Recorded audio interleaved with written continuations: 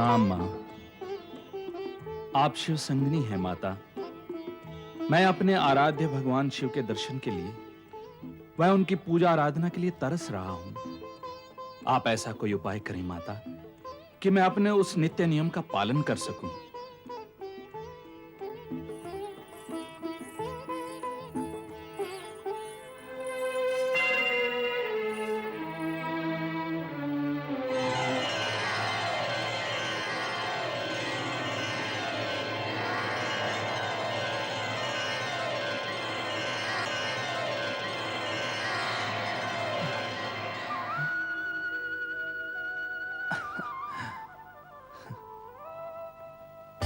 नारायण नारायण। हे परमपिता, अपने पुत्र नारद का प्रणाम स्वीकार करें।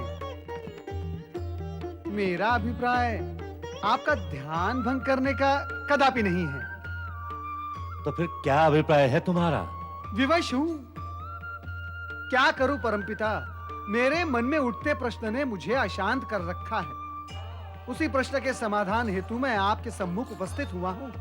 इस समय स्वयं नहुष अशांत हो रहा है, इसलिए उसके विषय में पूछे जाने वाला प्रश्न अशांत तो करेगा ही, किंतु तुम उसकी चिंता क्यों करते हो? जो कुछ हो रहा है अथवा होने वाला है, उस सबको तुम एक मौन दर्शक की भांति देखो। नारायण नारायण। परमपिता, यदि ऐसा संभव होता तो मैं आपको कष्ट ही ना देता, परंतु क्या करूं, वृत्ति की विवशता है परमपिता, वृत्ति की विवशता। जब एक प्रश्न मन में उठता है तो उसके समाधान तक मेरे श्वास की गति नियमित और संतुलित होती ही नहीं। पूछो, क्या पूछना चाहते हो? परमपिता, मैं ये पूछना चाहता हूं कि क्या नहुष अपने जीवन के अंत तक स्वर्ग के सिंहासन पर आसीन ही रहेगा? तुम्हारे इस प्रश्न का उत्तर यदि हम हां में दें, तो उसके पश्चात तो तुम कोई प्रश्न नहीं करोगे नारद। नारायण नारायण। इसका अर्थ यह हुआ कि अब देवराज इंद्र अनंत काल तक स्वर्ग से बाहर रहकर अपने पापों का प्रायश्चित करते रहेंगे? कदापि नहीं। इंद्र के पाप की कालिमा भगवान शिव की कृपा से शीघ्र ही विलीन होगी। अर्थात देवराज इंद्र स्वर्ग का सिंहासन पुनः प्राप्त कर सकेंगे। किंतु नहुष यदि स्वर्ग के सिंहासन पर जीवन के अंत तक आरूढ़ रहेंगे, परमपिता, फिर देवराज इंद्र। हमारे कथन का तुम जो चाहो अर्थ निकाल सकते हो, पर अब हम तुम्हारे किसी भी प्रश्न का उत्तर नहीं देंगे। अनेक प्रश्नों के उत्तर मिल गए परमपिता, मैं चला। नारायण नारायण।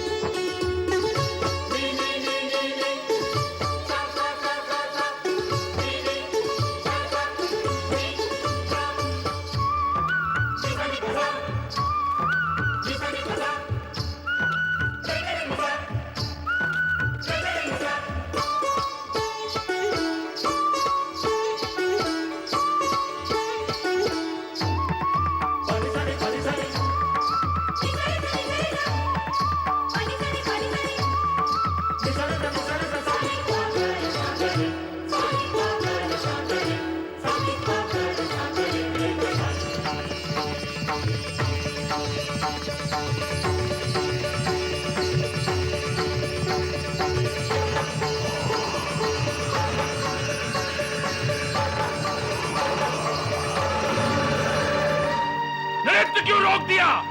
क्या बात है? नृत्य क्यों रुक गया? देवराज, इस सिंहासन पर सदा इंद्राणी विराजमान होकर इसे सुशोभित करती रही हैं। उनके बिना ये सिंहासन सूना सूना हो गया है। उनके यहाँ न होने से हमारी नृत्य प्रेरणा समाप्त हो गई है।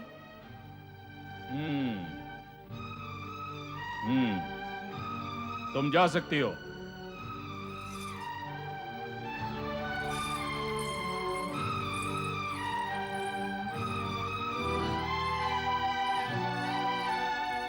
प्रणाम देवगुरु। कल्याण हो। देवी सची, आप कहां गई थी? यहाँ सब आपके लिए चिंतित है। यहाँ सब मेरे लिए चिंतित हैं और मैं अपने स्वामी देवराज की चिंता में डूबी हुई हूँ।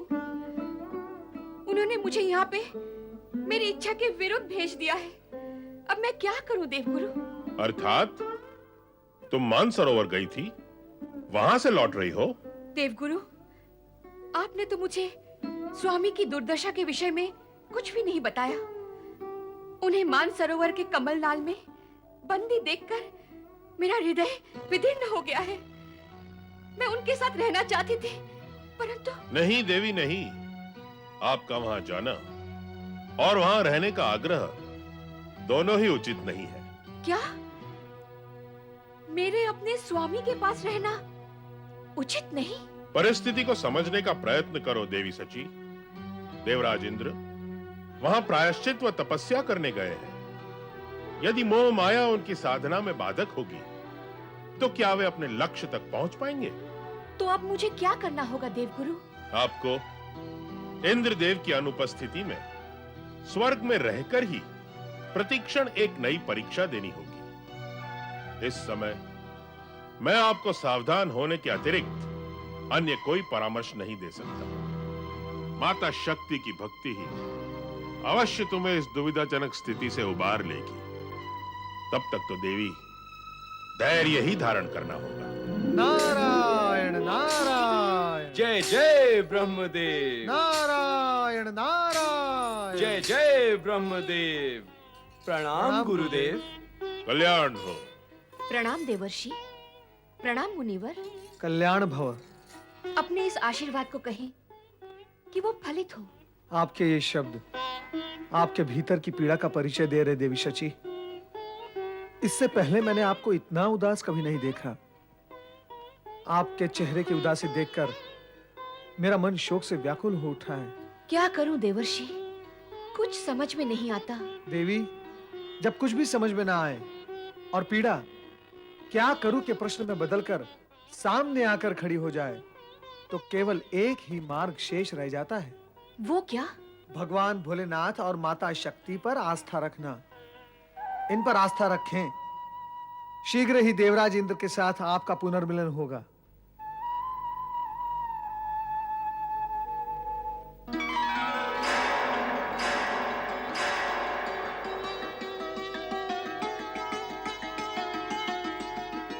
स्वर्गाधिपति देवराज नहुष, आपके स्वर्गाधिपति बनने के पश्चात आपको बधाई देने के लिए हम पहली बार स्वर्ग में आए हैं, किंतु आपने हमारी ओर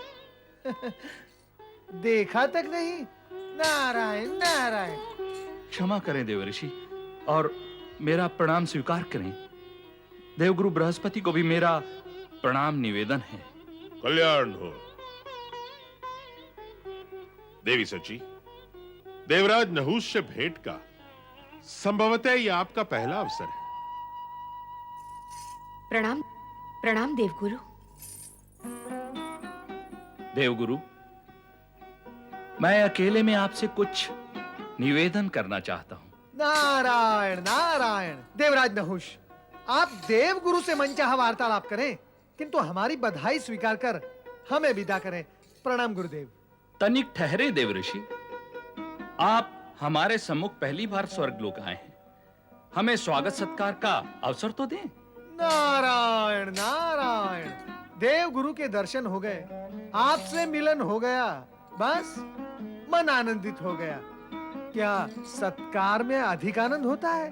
नारायण नारायण। जय जय ब्रह्मदेव। नारायण नारायण। जय जय ब्रह्मदेव। मित्र नारद, इतने अधिक समय के पश्चात आपसे मिलन हुआ है और आप इतना शीघ्र जा रहे हो। थोड़ा समय मेरे साथ भी बिताओ, मुझे भी तुमसे बहुत कुछ कहना है। मित्र पर्वत, तनिक ध्यानपूर्वक विचार करो, तुम्हें भी लगेगा कि स्वर्ग का वातावरण परिवर्तित हो गया है। ऐसे में सावधान रहना आवश्यक है। मैं तुमसे फिर कभी मिलूंगा। इस समय विदा चाहूंगा। नारायण नारायण। देवराज, आप हमसे कुछ कहना चाहते थे, किंतु आप तो मौन खड़े हैं। कहे, क्या कहना चाहते हैं? हम आपसे कुछ समय पश्चात मिलेंगे देवगुरु।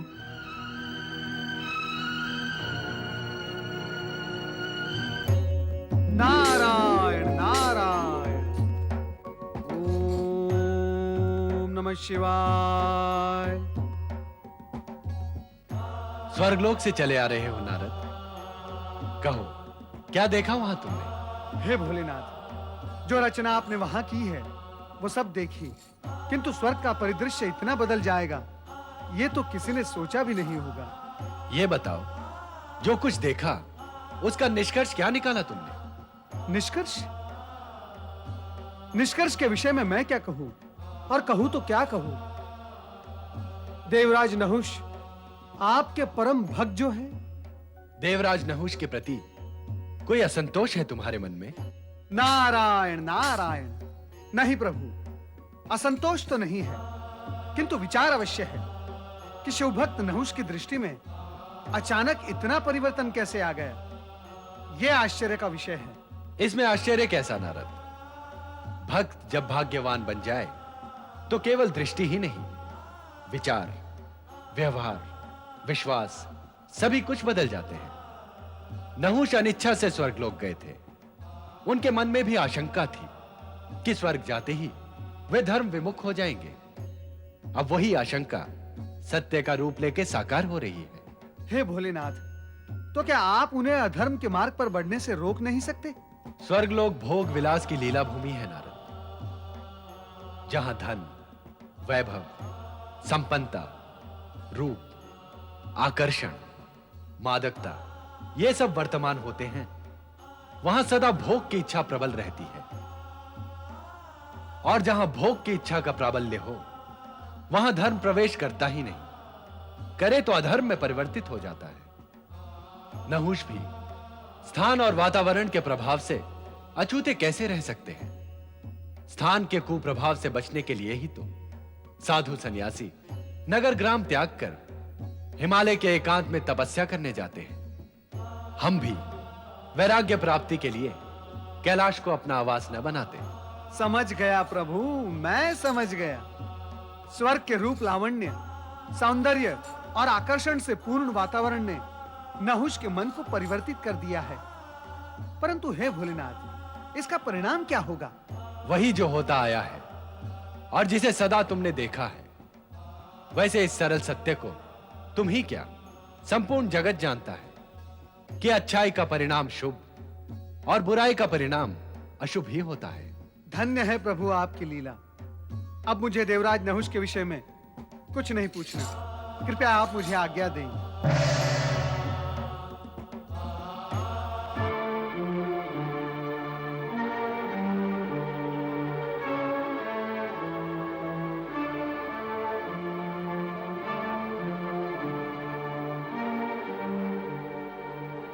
देवगुरु आप?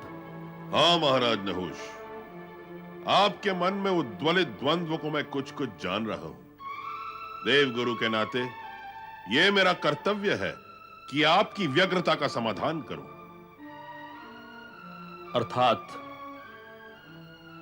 अर्थात आप ये जान गए हैं कि मेरे मन में किस भांति का द्वंद्व उठ रहा है? नहीं महाराज, मैं वो तो नहीं जान सका हूं, केवल अनुमान लगा सका हूं कि आप व्यग्र हैं।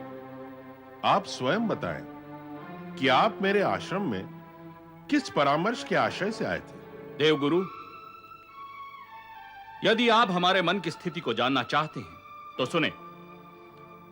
हम ये जानना चाहते हैं कि स्वर्ग के सिंहासन पर बैठने वाले देवराज का इंद्रानी सची पर भी अधिकार है अथवा नहीं। बस हम यही बात आपसे पूछना चाहते हैं।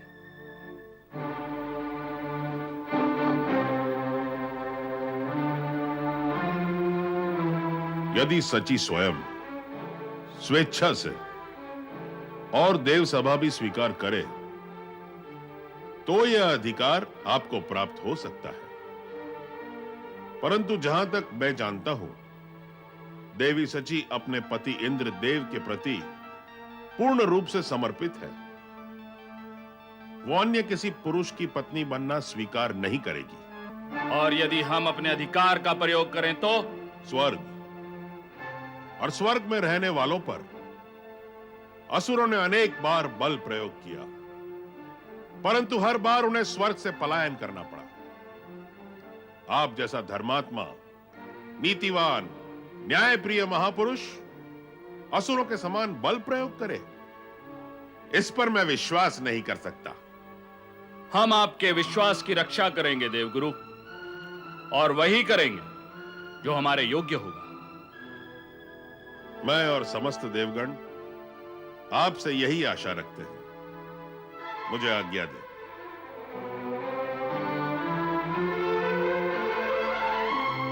हे मां शक्ति, शक्ति दो मां, मुझे शक्ति दो ताकि मैं इस संकट का सामना कर सकूं। पति की आज्ञा के कारण मैं स्वर्ग लोक लौटने के लिए विवश हो गई हूं, परंतु हे जगदेश्वरी, भुवनेश्वरी, मातेश्वरी, तुम्हें कोटि कोटि प्रणाम। देवी सची, आप भयभीत न हो और चिंता का भी कोई कारण नहीं है। मां शक्ति की कृपा से आप कभी वंचित नहीं हो सकती। मैं जानता हूं कि नहुष की वेदक दृष्टि से तुम भयभीत हो गई हो, किंतु यह आश्वासन दिलाता हूं कि महाराज नहुष तुम पर बल प्रयोग नहीं करेंगे। फिर भी तुम पर आए हर संकट का सामना तुम्हें अत्यंत चतुराई और कूटनीति से करना होगा। मुझे पूर्ण विश्वास है कि नहुष की कामनाओं की विस्फोट का सामना तुम दृढ़ता से कर सकोगे। तुम्हारा कल्याण हो।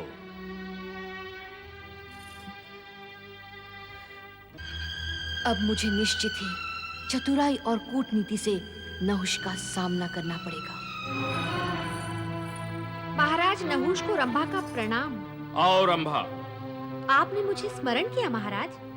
रंभा, अब हम महाराज नहीं रहे, देवराज नहुष बन गए हैं।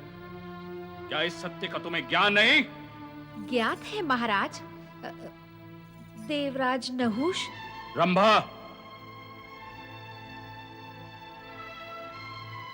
हमने तुम्हें विशेष कार्य से यहां बुलाया है, और वह विशेष कार्य यह है कि तुम हमारा व्यक्तिगत संदेश इंद्रानी सची तक पहुंचाओ। अवश्य देवराज, अवश्य। बताइए, क्या है आपका संदेश? हम देवी सची से एकांत में मिलना चाहते हैं। मैं आपका यह संदेश उन तक अवश्य पहुंचा दूंगी, किंतु वे आपसे अकेले में मिलना स्वीकार करेंगी अथवा नहीं, ये मैं नहीं कह सकती। हमने तुम्हें यहाँ इसलिए बुलाया है कि तुम देवराज के अधिकारों को स्वयं भी समझ लो और इंद्रानी को भी समझा दो। हमसे मिलने के लिए तुम्हें उसे मनाना होगा और उसे भी मानना ही होगा। हम देवराज हैं, ये हमारे अधिकार और प्रतिष्ठा का प्रश्न है।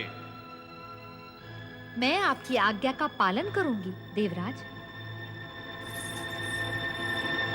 जय जय लक्ष्मी नारायण, जय जय लक्ष्मी नारायण। नारद, आज तुम्हारा मुख प्रश्नात्मक लग रहा है। लगता है ढेर सारे प्रश्न पूछने का आयोजन है। नारायण नारायण। नारद के जन्म का प्रयोजन ही प्रश्न करना है माता। अपने से बड़ों से प्रश्न करते रहना और छोटों को उत्तर देते रहना, यही नारद के जीवन का मूल उद्देश्य है। माता, प्रश्न करना ये तो मेरी विवशता है।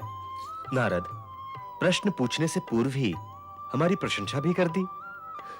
चतुर तो तुम हो ही। कहो, क्या प्रश्न पूछना चाहते हो? कहीं तुम देवराज बने नहुष के विषय में तो नहीं जानना चाहते? नारायण नारायण, अंतर्यामी तो आप हैं ही, अब अधिक मैं क्या कहूं?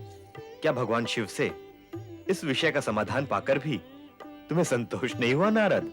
नित्य नवीन जिज्ञासाएं मन के उपवन में जन्म लेती रहती हैं प्रभु। मैं नहुष के विषय में नहीं, पतिव्रता देवी शची के विषय में चिंतित हूं। क्या वे नहुष के मन में उठती हुई कामनाओं को शांत कर पाएंगी? तुम्हारी चिंता अकारण है नारद। नारी पतिव्रता हो और मन में ठान ले कि किसी भी पराये पुरुष की छाया को भी अपने शरीर से स्पर्श नहीं करने देगी, तो उसके इस निश्चय को विधाता भी नहीं डिगा सकता। और फिर मां शक्ति की कृपा और पतिव्रत्य का बल शची के साथ है, तो फिर चिंता कैसी नारद? किंतु भगवान, नहुष के मन में मलिनता समा चुकी है। हम जानते हैं और यह भी सत्य है कि कामनाओं के वशीभूत होकर यदि नहुष ने अनैतिक और अनुचित आचरण किया तो उसका पतन निश्चित है। और इससे अधिक तुम क्या जानना चाहते हो नारद? कुछ नहीं प्रभु, कुछ नहीं। मेरा समाधान हो गया। अब आप मुझे आज्ञा दें। नारायण नारायण। स्वामी, नहुष क्या सची को अपनी जीवन संगिनी बनाना चाहता है? किसी के कुछ भी चाहने और इच्छा करने से क्या होता है देवी लक्ष्मी? होता तभी है जब इच्छा और कामना का धरातल नैतिक, न्यायसंगत और समुचित हो।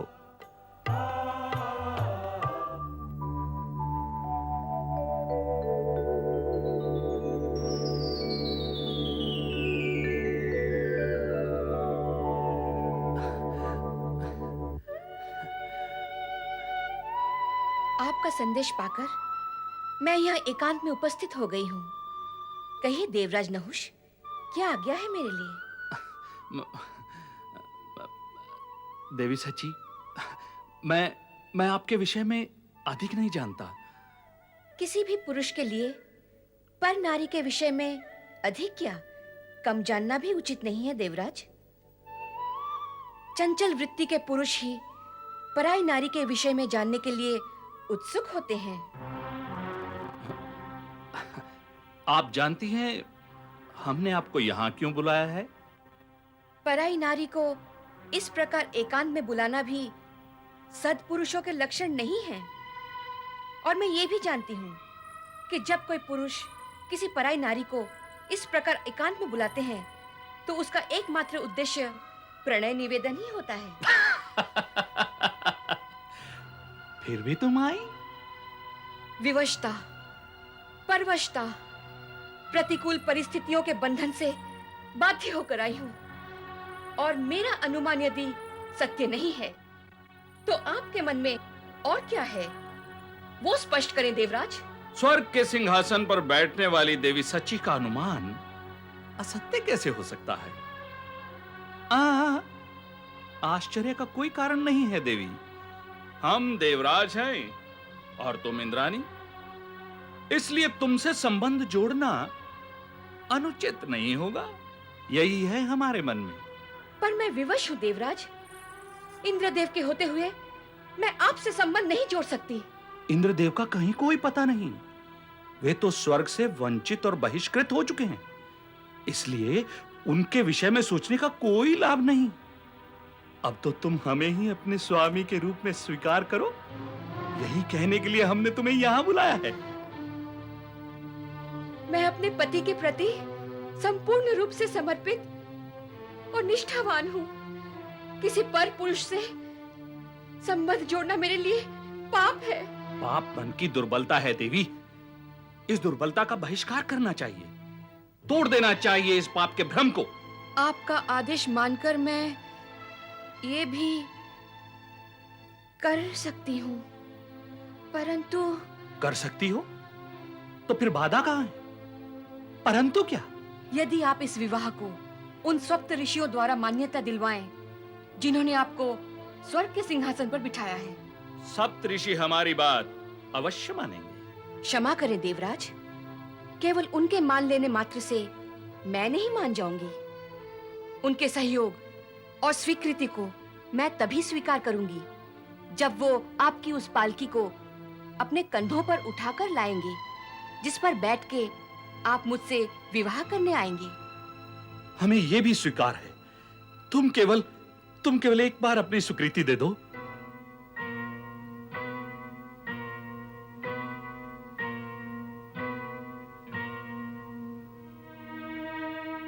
यदि आप सप्त ऋषियों द्वारा उठाई गई पालकी में बैठकर मुझसे विवाह करने आएंगे तो मैं आपकी इच्छा और कामना को कैसे अपमान कर सकती हूँ देवराज?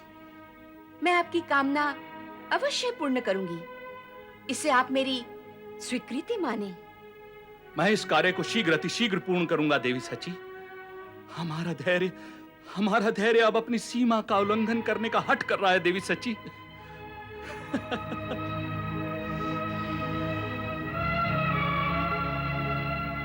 हे मां शक्ति, सदा मेरी रक्षा करना। हर हर महादेव, हर हर महादेव, हर हर महादेव। देवादिदेव, हमारे सम्मुख एक विकट धर्म संकट आ पड़ा है। आपके आदेश से जिस मानव सम्राट नहुष को हमने सदैव स्वर्ग पहुंचाया, उसे देवराज इंद्र का सिंहासन दिलाया, वही अब हमें अपना क्रीत दास समझकर स्वर्ग बुला रहा है। आप ही बताएं हमें क्या करना चाहिए। नहुष ने वो नहीं किया जो हमने उससे करने को कहा था। उसने वो किया जो हमें कभी प्रिय नहीं लग सकता। अप्रिय कर्म करने वाला प्राणी हमारा प्रिय कैसे हो सकता है? वो वासना और चरित्रहीनता के दलदल में फंस गया है। ऐसा प्राणी हमें अप्रिय लगता है। हमारे लिए क्या आज्ञा है भगवान? दुष्ट को दंडित करने के लिए आज्ञा की क्या आवश्यकता है? जिसे मर्यादा का ध्यान नहीं, उसका ध्यान रखने की क्या आवश्यकता है? जिसे चरित्र से प्रेम नहीं, उससे प्रेम कौन करेगा? जो धर्म का पक्षधर नहीं, उसका पक्ष कौन लेगा? जो नीति के विरुद्ध आचरण करे, उसका विरोध तो सभी करेंगे। अतः ऐसी स्थिति में आप सभी उसके साथ वही व्यवहार करें जो समय, नीति, न्याय, धर्म और लोक व्यवहार कहता है।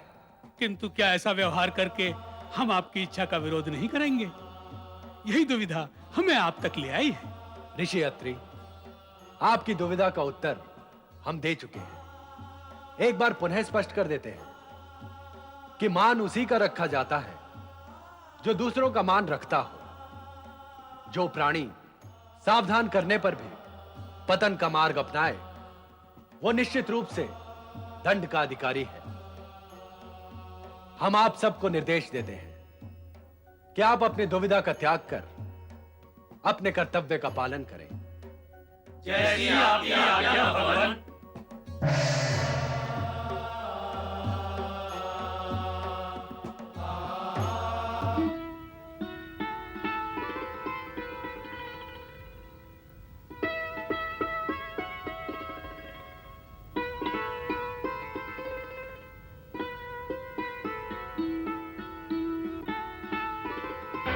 ऋषिवर वशिष्ठ, जीवन में ऐसा पतित कर्म हमने कभी नहीं किया। आकाश की शोभा बढ़ाने वाले हम सप्तऋषि इस कामुक नहुष के कहार बनकर इसकी पालकी ढो रहे हैं। हमने नहुष को स्वर्ग के सिंहासन पर बिठाया और उसने हमें इस दुर्गति पर पहुंचाया कि आज पालकी पर हम उसे बिठाकर ढो रहे हैं। हमें इंद्राणी सची के पास पहुंचने की शीघ्रता है और तुम पग ना उठाकर आपस में वार्ता कर रहे हो। लाज नहीं आती है तुम्हें? नहुष, हम तेरे सेवक नहीं हैं। हमें कहता है, अरे लाज तो तुझे आनी चाहिए। तू अपने पूज्य ऋषियों का अपमान कर रहा है उन पर सवारी करके। सर्प गति से चलो, सर्प गति से, अन्यथा हम तुम्हें दंडित करेंगे। सर्प गति से, सर्प सर्प सर्प सर्प सर्प गति से। नहीं, तीव्र गति से चलना संभव नहीं है। सर्वथा नहीं, हमारे लिए सर्प गति से चलना संभव नहीं। क्या कहा? सर्प गति से नहीं चल सकते? मेरी आज्ञा का उल्लंघन। रे कृतघ्न दुष्ट नहुष, तूने हम सप्तर्षियों का घोर अपमान किया है। सर्प गति से न चलने पर हमें ठोकर मारी है। जा, मैं तुझे श्राप देता हूं। तू इसी समय सर्प बन जा और स्वर्ग से पतित होकर नरक में निवास कर। हाँ हाँ, सर्प बनकर नरक में निवास कर।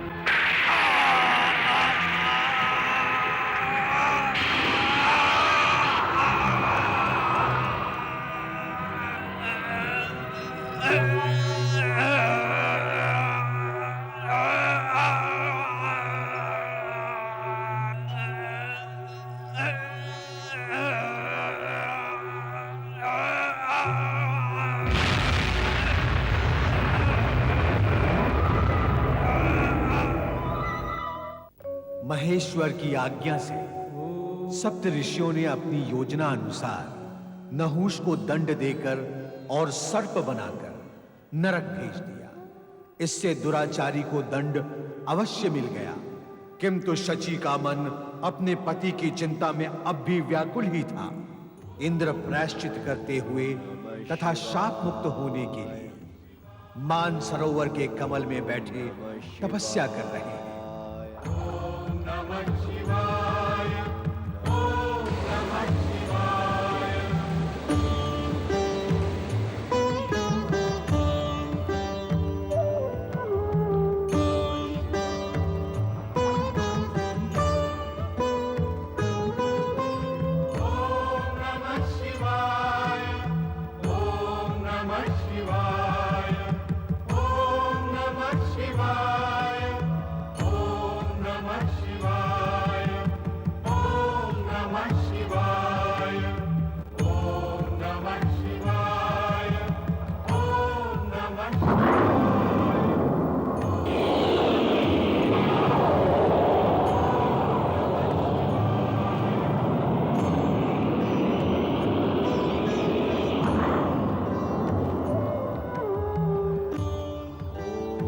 देवराज इंद्र, नमः शिवाय।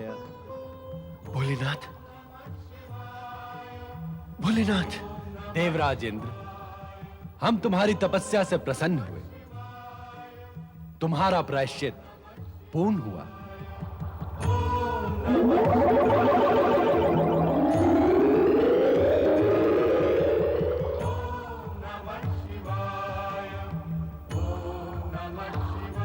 अपनी तपस्या के पुण्य से तुम बाधा से मुक्त हो गए।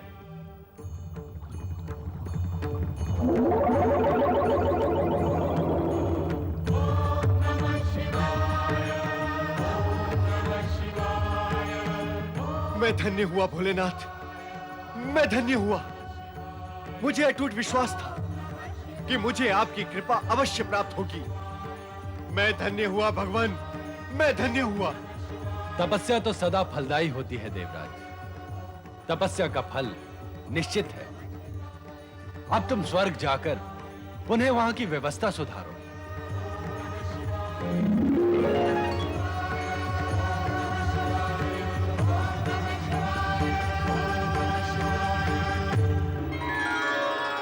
स्वर्गाधिपति देवराज इंद्र की जय। स्वर्गाधिपति महारानी इंद्राणी की जय। स्वर्गाधिपति देवराज इंद्र की जय। देवराज इंद्र, महारानी इंद्रानी स्वर्ग के सिंहासन पर पधारे।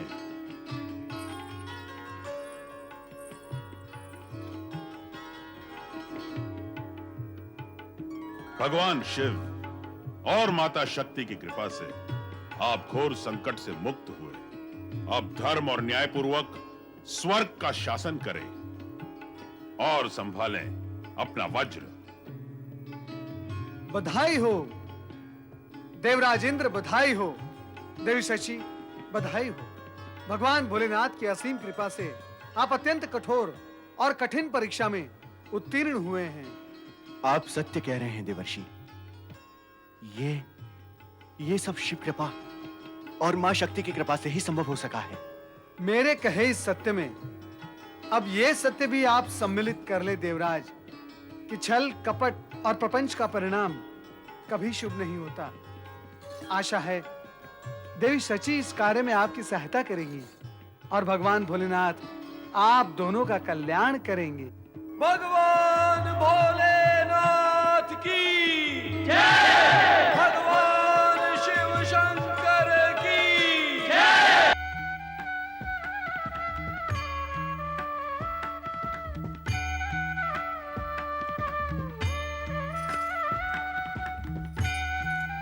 सर्वप्रथम पूज्य परमेश्वराय नमो नमः। ओम विघ्नेश्वराय नमो नमः। मेरे यहाँ उपस्थित होने से आपको कोई असुविधा तो नहीं हुई गजानन गणेश? देवऋषि, असुविधा की शंका आपके मन में आई कैसे? नारायण नारायण। वो इसलिए कि जब मैंने यहाँ प्रवेश किया तो आपकी दृष्टि में वो हर्ष की स्वीकृति नहीं थी जो किसी अतिथि के आने पर अतिथेय की दृष्टि में होती है। आपके नेत्रों में क्रोध की झलक थी शिवनंदन। देवऋषि, आप तो हमारे पूज्य हैं। आप पर भला क्रोध का क्या कारण? ये अनुचित कार्य तो हमें ही पाप का भागी बना देगा। देवऋषि, हमने आपको क्रोध से नहीं, आश्चर्य से देखा था। और आश्चर्य का कारण ये था कि आप तो कभी इस ओर पधारते नहीं। आज पधारे हैं तो अवश्य विशेष उद्देश्य के साथ ही पधारे होंगे। और ये उद्देश्य क्या है, इसी ने आश्चर्य उत्पन्न कर दिया। हे विघ्न विनाशक, आपका विचार सत्य है। मैं ये तो नहीं कहूंगा कि मैं मात्र आपके दर्शन करने आया हूं, किंतु मेरा उद्देश्य ऐसा भी नहीं है जो आपको चिंतित कर दे। मैं तो यही निवेदन करने आया हूं कि देवी बुद्धि और देवी सिद्धि के साथ विवाह करने के पश्चात आप अपने माता-पिता और कैलाश को तो सर्वथा भूल ही गए हैं। नहीं देवऋषि, नहीं। माता-पिता को कैसे भूला जा सकता है? तो फिर आप कैलाश आए क्यों नहीं? क्या वो समय आपकी स्मृति में दृश्यमान नहीं होता जब आपकी और कार्तिकेय के हास्य और हास्य से पूर्ण किलकारियां कैलाश पर गूंजा करती थी? क्या आपको स्मरण है कि आप दोनों को साथ-साथ प्रसन्न मुद्रा में देखकर भगवान भोलेनाथ और माता पार्वती का मुख प्रसन्न हो उठता था? आप दोनों को समीप पाकर उनका हृदय आनंदित हो जाता था। इतना ही नहीं, जो भी भक्त भगवान भोलेनाथ और माता पार्वती के दर्शनार्थ कैलाश पर आता था, वो आपके भी दर्शन पाकर धन्य धन्य हो जाता था। क्या वो सब आपको स्मरण है? है क्यों नहीं देवऋषि, अवश्य है। यदि है तो फिर आप इतने समय से वहां आए क्यों नहीं? आपके माता-पिता आपकी प्रतीक्षा करते रहते हैं, परंतु किसी से कुछ कहते नहीं। उनका दुख देखकर मैं भी दुखी होता रहता हूं। आज मैं यहां यही दुख प्रकट करने आया हूं।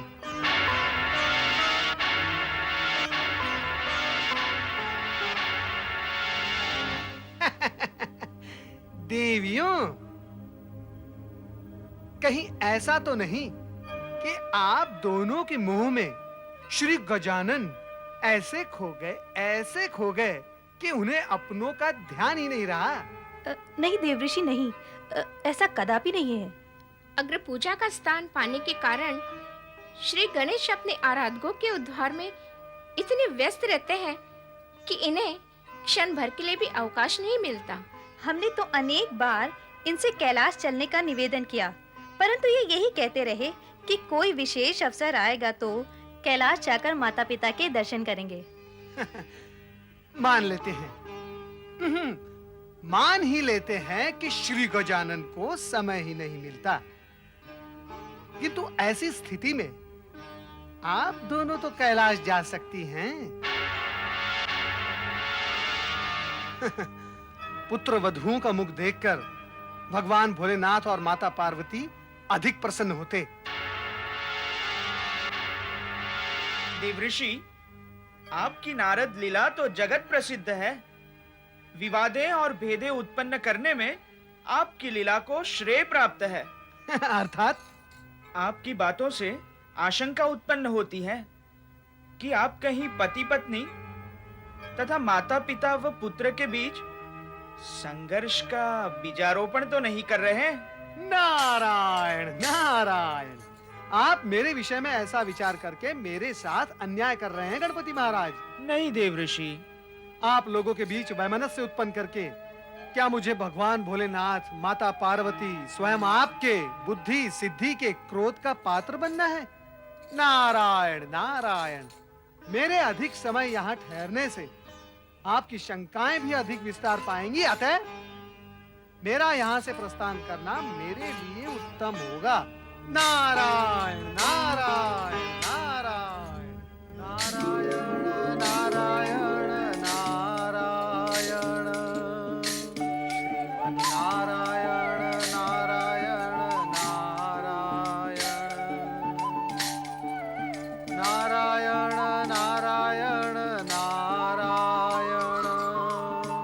देवर्षि प्रणाम।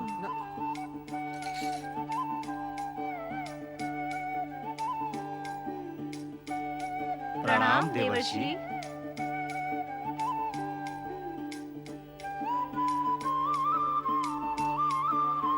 प्रणाम देवर्षि। ओ हो चंद्रदेव और देवी रोहिणी, नारद का प्रणाम स्वीकार करें। सब कुशल मंगल तो हैं? आपके समक्ष प्रसन्न वदन प्रसन्न मुख हैं, तो निश्चित ही सब कुशल मंगल है देवर्षि। नारायण नारायण। चंद्रदेव, बहुत समय पश्चात भेंट हुई ना, इसीलिए पूछा। हाँ, भेंट तो बहुत समय पश्चात हुई है। अब आपसे कोई भेंट करना चाहे भी तो कहाँ? आपका कोई निश्चित स्थान तो है नहीं जहाँ हम आ सकें। भक्त प्रहलाद प्रकरण के पश्चात तो आपने अपने आश्रम में भी जाना छोड़ दिया। अब वहाँ अन्य ऋषि मुनि ही निवास करते हैं। अर्थात आप वहाँ मुझसे भेंट करने गए थे? नहीं देवर्षि, हम वहाँ गए तो नहीं, किंतु आकाश में भ्रमण करते समय हम पृथ्वी लोक की स्थिति जान लेते हैं। इस समय आप कहाँ से पधार रहे हैं और किस ओर प्रस्थान कर रहे हैं देवर्षि? मैं गणेश लोक गया था, श्री गणेश से भेंट करने, और अब अपने गुरु बृहस्पति के पास जा रहा हूँ। किंतु देवर्षि, आप उदास क्यों हो गए? कुछ विशेष नहीं देवी, बस। कहें तो क्या बात है? हाँ, मन की बात कहने से मन की पीड़ा बाहर निकल जाती है, फिर मन पीड़ा रहित हो जाता है। श्री गणेश ने मुझसे एक ऐसी बात कह दी जो मेरे मन को चुभ गई है। क्या है वो बात देवर्षि? ऐसा क्या कह दिया गणेश जी ने? नारायण नारायण, अब तो उस विषय को छेड़ना व्यर्थ ही है। अर्थात आप अपनी पीड़ा को अपने मन के भीतर ही रखेंगे? पीड़ा भीतर रहेगी तो कष्ट देगी। कहें देवर्षि, ऐसा क्या कह दिया गणेश जी ने? उन्होंने मुझे मतभेद और विवाद उत्पन्न करने वाला बताया। ये दोषारोपण सर्वथा अनुचित है।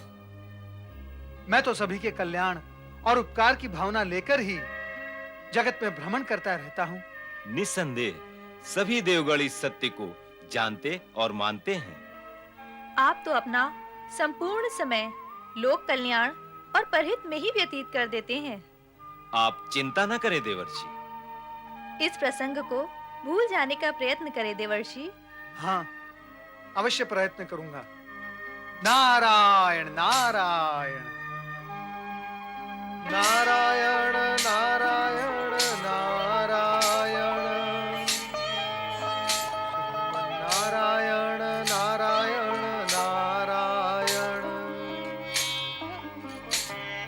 नारायण नारायण नारायण नारायण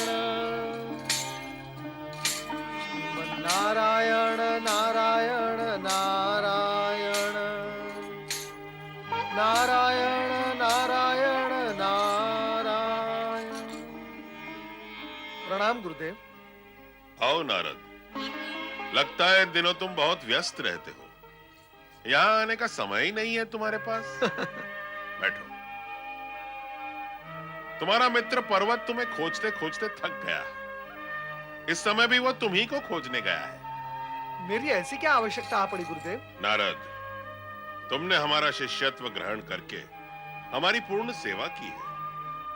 जीवन भर देवहित एवं लोकहित में कल्याणकारी कार्य करके जगत में हमारे नाम को उज्ज्वलित किया है। इसीलिए हम तुमसे प्रसन्न हैं और आशीर्वाद स्वरूप एक अद्भुत भेंट देना चाहते हैं। गुरुदेव, मैंने आपको गुरुदक्षिणा ना देकर शिष्य का समुचित कर्तव्य नहीं निभाया, इसके लिए मैं लज्जित हूं। फिर भी आप मुझे कुछ भेंट प्रदान करना चाहते हैं। नारद, हमने तुमसे अथवा पर्वत से कभी गुरु दक्षिणा की अपेक्षा ही नहीं रखी। हम देव गुरु हैं और देव गुरु का स्थान अन्य गुरुओं की अपेक्षा विशिष्ट होता है। हमारे शिष्य हमारी कृपा के पात्र बनकर हमसे कुछ पाते ही हैं। गुरुदेव, आपने उस अद्भुत वस्तु की चर्चा करके मेरे मन में जिज्ञासा उत्पन्न कर दी है। मेरी जिज्ञासा बढ़ती ही जा रही है। कृपया कर आप मुझे यह बताएं कि वो अद्भुत वस्तु क्या है। सुनो नारद, मेरी बात ध्यान से सुनो। स्वर्ग के नंदनवन में पारिजात वृक्ष के ऊपरी भाग पर एक अद्भुत दिव्य फल उत्पन्न हुआ है। इसके विषय में हमारे अतिरिक्त और कोई नहीं जानता। यह समझो कि इस पर हमारा एकाधिकार है।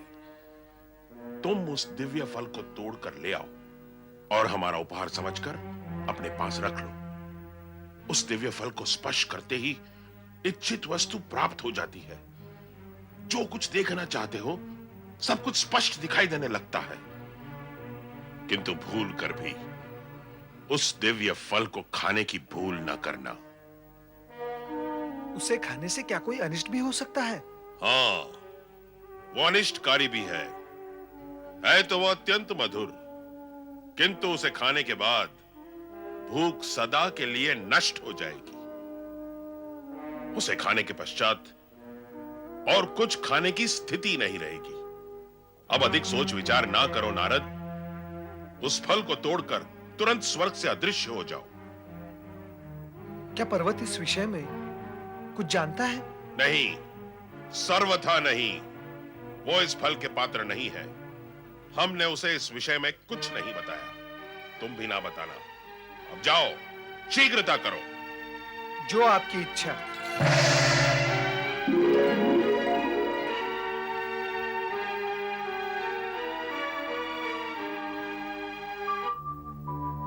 नारायण नारायण। नंदनवन, पारिजात वृक्ष, दिव्य फल।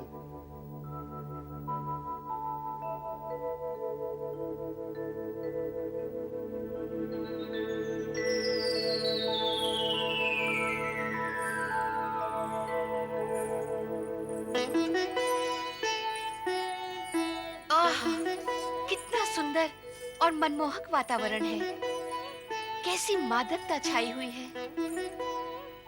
प्रिय, स्वर्ग का स्वामी होते हुए भी हम एकांत में तुमसे मिलने के लिए सदा व्याकुल रहते हैं।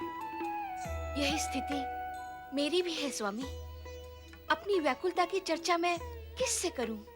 हमसे करो। पर समय ही कहाँ है आपके पास? तुम सत्य कह रही हो। कभी राक्षसों का भय, तो कभी स्वर्ग से पलायन, कभी ब्रह्मा विष्णु महेश के पास सहायता के लिए भागदौड़, और कभी धरती पर होने वाले उत्पादों की चिंता। इन सभी कारणों से प्रेम करने का अवकाश ही नहीं मिल पाता। प्रिय, तुम्हारी मृणाल बाहों में समा जाने की इच्छा मन ही मन घुटकर रह जाती है। स्वामी, मैं भी तो आपके विशाल वक्ष में सिमट जाने के लिए कब से व्याकुल हो रही हूँ। अर्थात प्रेम की ज्वाला दोनों ओर समान रूप से प्रज्वलित है।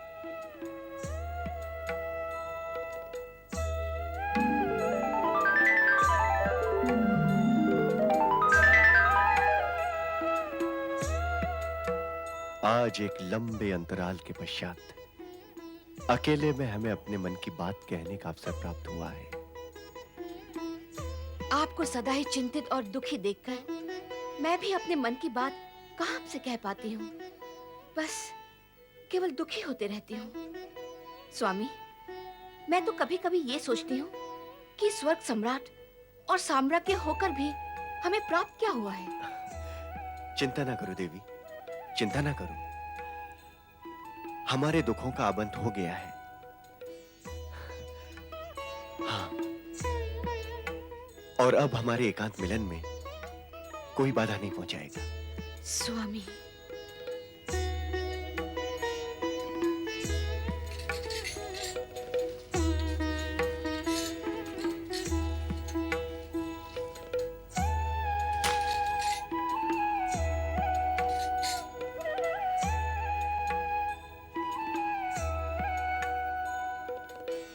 नारायण नारायण नारायण। भजमन नारायण नारायण नारायण। नारायण नारायण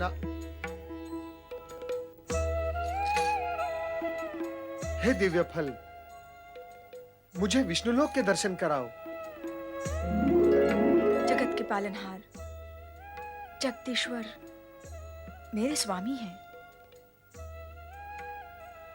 संसार को धन वैभव से समृद्ध करने वाली जगदेश्वरी मेरी पत्नी है।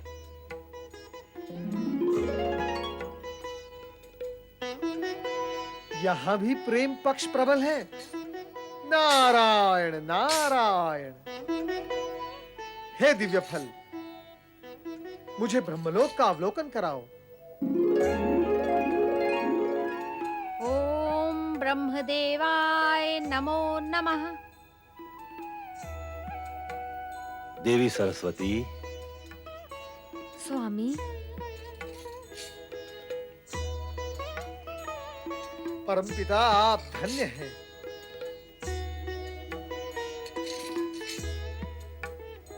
हे दिव्य फल, मैं देवादिदेव महादेव के दर्शन करना चाहता हूं।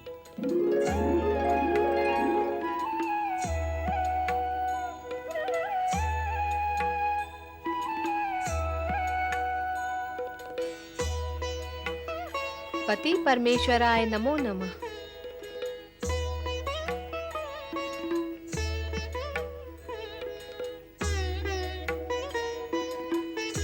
हे दिव्य फल, प्रेम भाव के अतिरिक्त अन्य कुछ भी नहीं दिखाओगे? नारायण नारायण। इसका अर्थ तो ये हुआ कि अब तुम जो भी कुछ दिखाओगे सब प्रेम में ही होगा। नारायण नारायण। ऐसी परिस्थिति में तुम्हें अपने पास रखना मेरे लिए अनर्थकारी सिद्ध होगा। उचित यही होगा कि मैं तुम्हें अपने किसी पूज्य को भेंट कर दूं। नारायण नारायण। स्वामी, आप मुझे ऐसे क्यों देख रहे हैं? मन के सागर में जब प्रेम का ज्वार उठता है तो ऐसा ही दिखाई देता है देवी। ये अचानक आपको क्या हो गया है? नहीं देवी, ये अचानक नहीं हुआ है। जो भी हुआ है स्वाभाविक रूप से हुआ है। सत्य तो यह है कि यह नारद के प्रेम में दिव्य फल का प्रभाव है। दिव्य फल जिसे प्रकट करके दिखाता है उसमें प्रेम का संचार कर देता है, और उसी प्रेम संचार तरंगों के वृत्त में हम दोनों घिरे हुए हैं देवी। ये आज आप कैसी बातें कर रहे हैं? नारायण नारायण। माता, इस दिव्य फल की विचित्रता से मैं भी चकित हूं। श्री हरि, इसलिए ये दिव्य फल मैं आपके श्री चरणों में भेंट करने आया हूं। नारद, किसी की दी हुई भेंट हम स्वीकार नहीं करते। ये दिव्य फल तुम्हें गुरु बृहस्पति से भेंट में प्राप्त हुआ है, और सत्य तो यह है कि यह तुम्हें भेंट में भी नहीं मिला है। तुमने इसे पारिजात वृक्ष से चुराया है,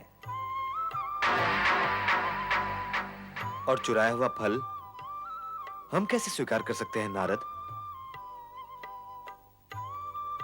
और नारद, वैसे भी इस फल का हमारे लिए कोई उपयोग नहीं है, क्योंकि हम जो भी देखना चाहें अपनी दिव्य दृष्टि से देख ही लेते हैं, और हम इसे खा भी नहीं सकते, क्योंकि इसे खाने से हमारी शुद्धा हमेशा हमेशा के लिए मिट जाएगी, और हम अपने भक्तों का चढ़ाया हुआ प्रसाद भी ग्रहण नहीं कर पाएंगे।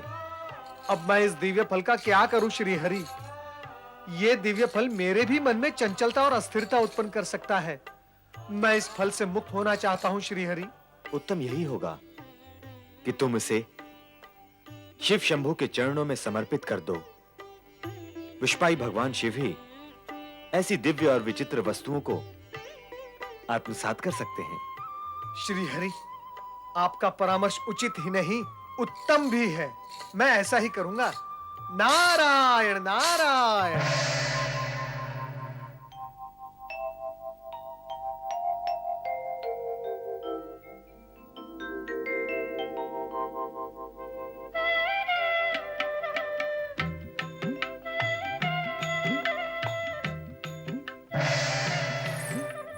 माता पार्वती और पिता भोलेनाथ को प्रणाम।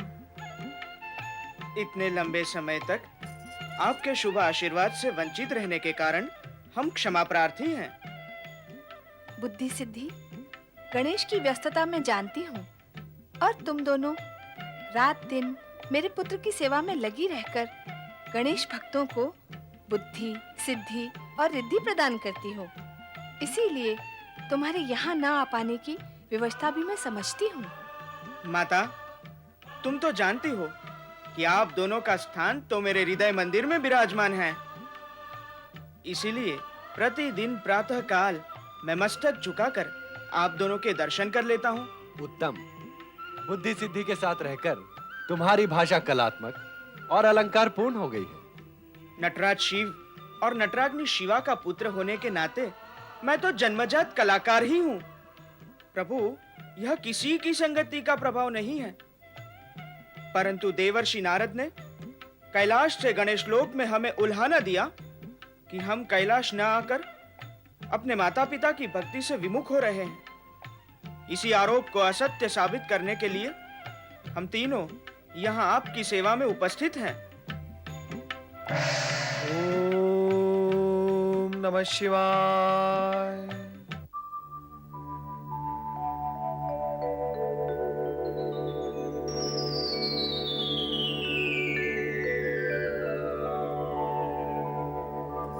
प्रणाम देवर्षि, आपके उल्हाना के फल स्वरूप हम तीनों यहाँ उपस्थित हुए हैं।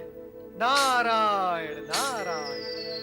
हे विघ्नहर्ता गणेश, कैलाश पे आपके दर्शन पाकर मैं धन्य हुआ। हे भोलेनाथ, मैं आपके चरणों में पारिजात का यह दिव्य फल समर्पित करना चाहता हूं। कृपया आप इसे स्वीकार करें।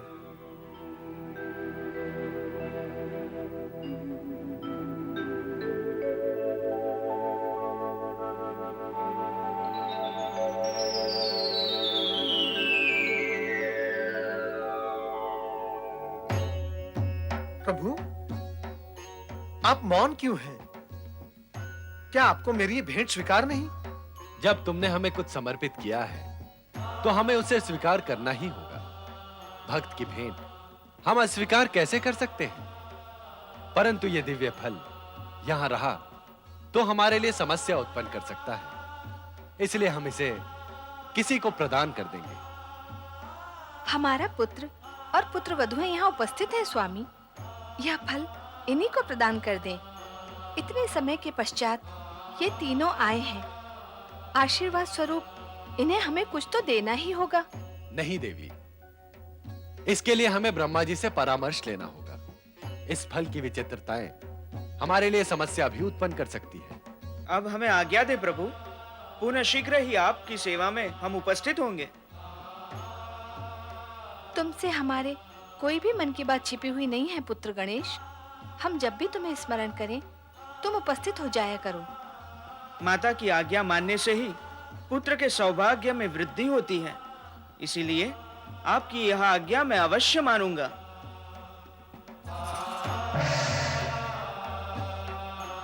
हे भोलेनाथ, अब आप मुझे भी आज्ञा दें। आपके चरणों में फल समर्पित कर अब मैं भी मुक्त हो गया। नारायण नारायण।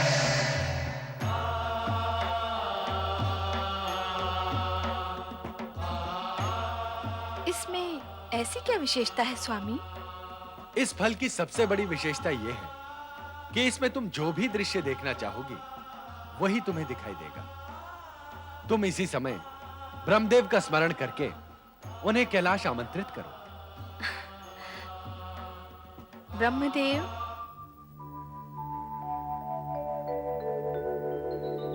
आज्ञा महादेवी। भगवान भोलेनाथ आपको कैलाश आमंत्रित करना चाहते हैं। मैं शीघ्र उपस्थित हुआ महादेवी। ओम नमः शिवाय। मेरे लिए क्या आज्ञा है महादेव? ब्रह्मदेव, हम आपसे इस दिव्य फल के विषय में परामर्श चाहते हैं। नारद द्वारा पारिजात वृक्ष से तोड़ा गया यह फल समस्याएं उत्पन्न कर सकता है, इसलिए यही उत्तम होगा महादेव कि आप इसे कुमार कार्तिकेय को प्रदान कर दें। उनके लिए दिव्य फल का सबसे बड़ा उपयोग यही होगा। वे मल्लिकार्जुन ज्योतिर्लिंग के पास बैठे बैठे नित्य अपने माता पिता के दर्शन करते रहेंगे। सत्य तो यह है कि इस दिव्य फल की आवश्यकता उन्हें ही है। वे निरंतर आप दोनों से मिलने के लिए व्यग्र रहते हैं, किंतु अपने भक्त जन को छोड़कर यहां नहीं आ सकते। यह आपने अति उत्तम परामर्श दिया है ब्रह्मदेव। हम इसी समय कार्तिकेय को यहाँ बुलाकर यह दिव्य फल उसे प्रदान करेंगे। पुत्र कार्तिकेय, तुरंत कैलाश आओ। हम तुम्हें कुछ प्रदान करना चाहते हैं। जैसी आपकी आज्ञा माता।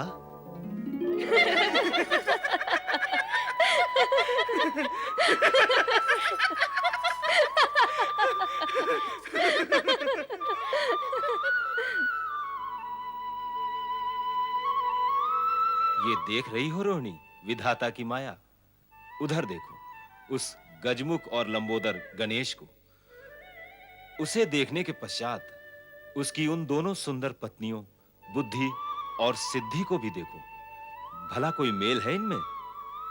कहां कुरूपपति और कहां अनुपम सुंदर पत्नियां। ये दोनों इसे प्राप्त कैसे हो गईं? यही आश्चर्य का विषय है।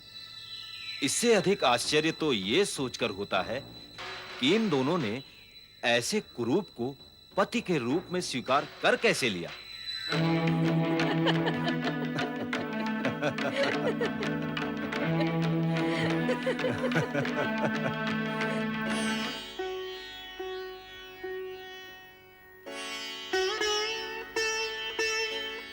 मेरे आह्वान पर भी कार्तिकेय अब तक यहाँ क्यों नहीं पहुंचे स्वामी? देवी पार्वती, कार्तिकेय अपने भक्तों में सुब्रमण्यम स्वामी के नाम से प्रसिद्ध है। तुमने तो प्रत्यक्ष देखा भी है कि स्वामी के भक्तगण अपने स्वामी को अपने से एक पल के लिए भी दूर होने देना नहीं चाहते। इसलिए कार्तिकेय को यहां आने में विलंब तो होगा ही। इसलिए तुम्हें अधीर तो होना ही नहीं चाहिए। वो देखिए स्वामी, कार्तिकेय को स्मरण करते ही वह यहाँ प्रकट हो गए। यही तो लक्षण है युग युगों तक कार्तिकेय सुब्रमण्यम स्वामी का नाम अमर होने का। माता पार्वती और पिता शिव शंकर को प्रणाम। कल्याण भव। आपने मेरा स्मरण किया, मैं धन्य हुआ। आज तुमसे मिलने का निमित्त मिल गया, इसीलिए तुम्हें यहाँ बुला लिया पुत्र। इसका श्रेय देवर्षि को है। पुत्र कार्तिकेय, देवर्षि नारद ने हमें पारिजात वृक्ष का यह दिव्य फल लाकर दिया है। इसे हम तुम्हें प्रदान करना चाहते हैं। इस फल की विशेषता यह है कि इसमें इच्छित वस्तु अथवा व्यक्ति के दर्शन हो सकते हैं और वार्तालाप भी हो सकती है। हमने इसी दिव्य फल के माध्यम से तुम्हें यहां बुलाया है। लो पुत्र।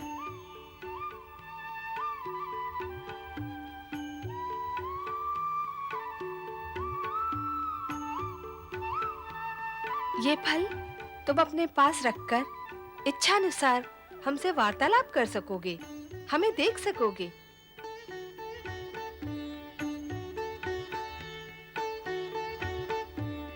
ये दिव्य फल तो गणेश भैया के पास होना चाहिए। छोटा भाई होने के नाते इस फल पर पहला अधिकार गणेश का है।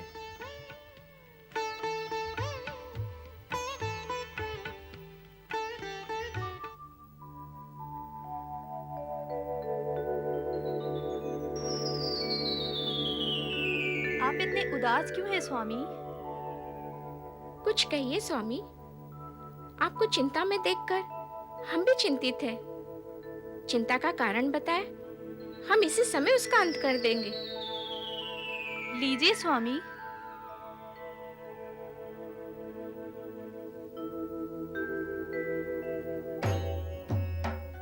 पुत्र कार्तिकेय, क्या बात है? प्रभु, गणेश भैया की चिंता का कारण आपसे तो छिपा नहीं होगा।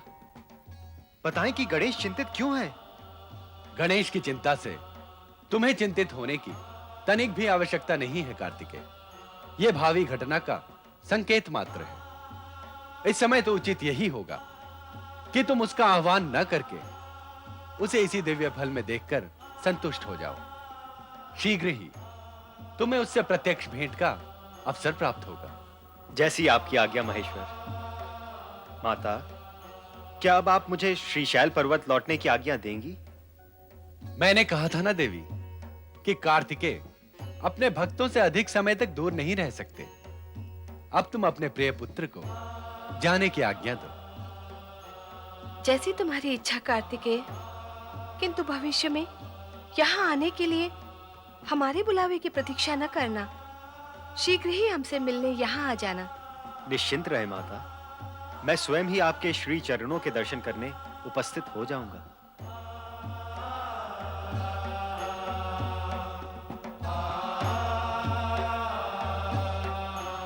गणेश की चिंता ने तो मुझे भी चिंतित कर दिया है स्वामी।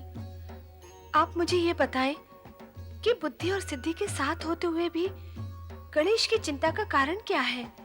देवी पार्वती, समय से पूर्व यदि रहस्य का उद्घाटन हो जाए तो इससे भावी घटनाएं प्रभावित होती हैं, उनमें व्यवधान उत्पन्न होते हैं।